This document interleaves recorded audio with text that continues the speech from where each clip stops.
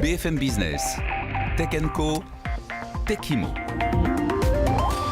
Oui, Techimo à 20h40, tous les lundis soirs en direct à la télé, à la radio. Vous nous retrouvez aussi en replay. Et donc cette PropTech qu'on vous présente ce soir et qu'on vous propose, c'est Smart Hub, avec donc son cofondateur et président Godefroy Jordan. Godefroy, bonsoir. Bonsoir. Smart Hub, donc une sorte de hub de la maison connectée, puisque c'est une solution que vous proposez, solution donc de logement connecté. Je crois intégré dès le départ, c'est ça, donc dans le neuf essentiellement? C'est ça. On propose aux promoteurs immobiliers de nativement équiper leurs appartements d'une solution de Smart Apartment, qui est la version Smart Home pour l'appartement, c'est-à-dire un logement qui est équipé d'objets connectés nativement, qui vont permettre de le piloter, c'est-à-dire piloter le chauffage, piloter l'éclairage, piloter les volets, tout ça avec une application mobile et qui va être disponible en service au moment où le résident met les clés dans l'appartement. Nativement, donc oui, il n'y a pas le truc de tiens, je suis chez Castorama, Leroy Merlin, on propose telle ampoule connectée, telle solution, etc. où on se dit déjà, est-ce que ça va être compatible avec mon matériel? Et deux, est-ce que je vais réussir in fine à l'installer et voilà, en profiter tous les jours. Là, c'est déjà, je rentre dans l'appartement, ça fonctionne, quoi. En fait, vous avez évoqué des produits des magasins. Aujourd'hui, c'est vrai que les produits, des objets connectés pour la maison, c'est une catégorie qui se développe fortement. Mais aujourd'hui, un résident, quelqu'un qui habite un appartement, va avoir du mal à ouvrir son tableau électrique ou démonter les pots et des boîtiers électriques pour mettre des objets connectés. Nous, notre rôle, c'est de venir équiper ce qui est nativement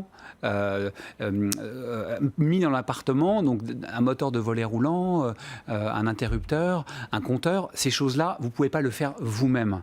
Un peu comme le détecteur de pression de vos pneus dans votre voiture. Vous ne savez pas où il est, mais vous avez cet indicateur. Il a été monté soit sur la dangereux, chaîne. Donc déconseillé, soit même on prend le risque de dérégler. De dérégler, c'est ça. Vous prenez un moteur c'est ça. de vol électrique, vaut mieux pas trop trafiquer. Donc il y a cette notion que vous avez dit de venir équiper des équipements qu'on ne va pas pouvoir toucher soi-même en tant qu'un particulier lambda qui n'est pas un super bricoleur. Ouais. Et puis la deuxième, c'est aussi que dans le commerce, on a tendance à vendre un objet avec une application.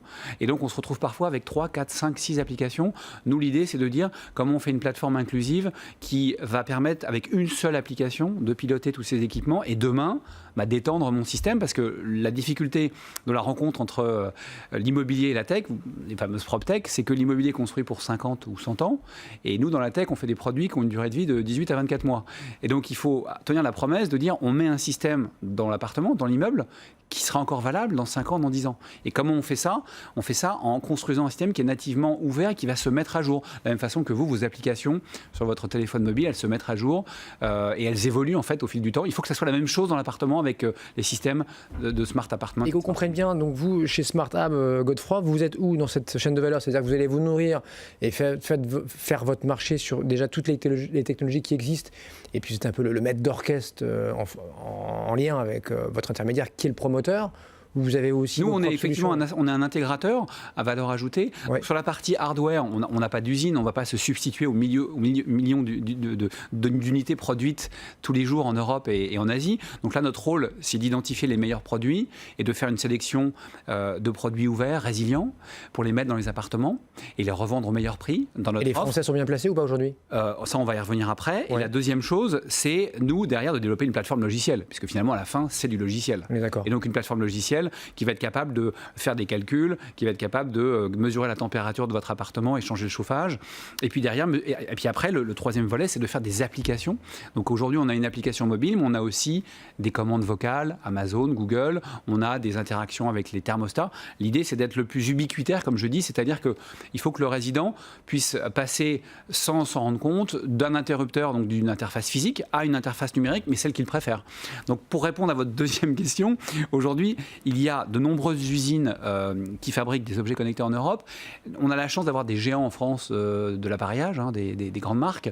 Elles se sont mises au connecté, même à travers des rachats, comme vous avez Le Grand, évidemment. Voilà, vous avez évoqué ici. Le Grand qui a racheté Netatmo. Voilà, c'est ça. Donc aujourd'hui, ce sont des très bons produits. Thermostat, mais en fait, ces industriels partent de leur gamme existante pour les connecter. Nous, on fait plutôt le pari de travailler avec des entreprises, plutôt des PME installées en Europe, dans d'autres pays, qui ne font que des objets connectés pour le bâtiment. C'est-à-dire que 100% de leur production, c'est des objets connectés pour le bâtiment. Alors ça nous permet d'avoir des produits qui sont sur des technologies plus ouvertes, parce que les grands fabricants français ont tendance à faire des écosystèmes fermés. C'est-à-dire qu'ils veulent que leurs clients en fait, naviguent dans leur gamme, mais ne sortent pas de leur gamme pour faire dialoguer leurs produits avec ceux d'un autre. En mode Apple, quoi. En mode Apple, voilà. Nous, on est plutôt en train de chercher des produits en mode culture Android, c'est-à-dire qui se parlent tous et qui sont ouverts. Bon, vous l'avez dit, donc vos interlocuteurs et vos clients, ce sont les promoteurs. Ils anticipent nos demandes, ils savent déjà ce qu'on veut, ou ils y vont à tâtons et puis ils disent tiens, on va vous commander ça et puis on va voir si ça mord derrière. Un de nos rôles, c'est justement de les aider à définir leur cahier des charges, parce que c'est vrai que leur culture, c'est d'être des maîtres d'ouvrage et donc c'est d'être capable de faire une programmation immobilière de façon extrêmement précise. Mais travailler sur ces nouveaux usages numériques, c'est pas forcément évident pour eux, c'est nouveau. Donc il y a un dialogue qui s'opère. Comme je vous l'ai dit, on a un terrain de jeu qui est quand même assez circonscrit. C'est qu'est-ce qu'ils vont mettre dans votre appartement. C'est sûr que s'ils vous mettent un volet roulant, c'est logique de se dire est-ce qu'on va pouvoir piloter ce volet roulant avec une appli. S'ils n'en mettent pas, la réponse est donnée. Donc on va partir de leur notice, leur programmation, et puis on va essayer de décliner ça. Et dans les nouveaux gadgets à la mode, qui n'en sont pas d'ailleurs des gadgets, qu'est-ce que vous offrez maintenant là? Qu'est-ce que vous proposez? Je ne sais pas si on peut parler de gadgets, parce qu'évidemment, le triptyque chauffage, éclairage et les fenêtres et les volets, c'est les basiques. C'est les basiques et ça existe depuis 20 ans. Ce qui est en train de changer, c'est le fait qu'il y a de plus en plus de compteurs connectés. On commence à avoir des compteurs d'ailleurs des grands opérateurs. Nous, on est la première start-up qui parle à un compteur Gaspard de GRDF. On peut récupérer les données. Et on voit que cette logique de dire le comptage de l'eau, du gaz, de l'électricité, même des chaudières, se fait de façon numérique, c'est quelque chose qu'on voit de plus en plus apparaître.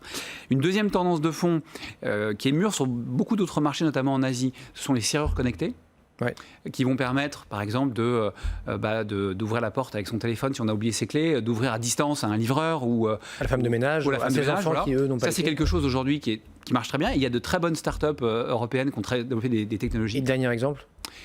Si vous en avez un. Le dernier exemple, après, c'est de connecter également les équipements qui sont intrinsèques à l'immeuble. Je prends un exemple assez simple, les boîtes aux lettres qui aujourd'hui deviennent des boîtes aux lettres connectées, avec notamment des grands formats qui vous permettent de recevoir des gros colis livrés par les e-commerçants.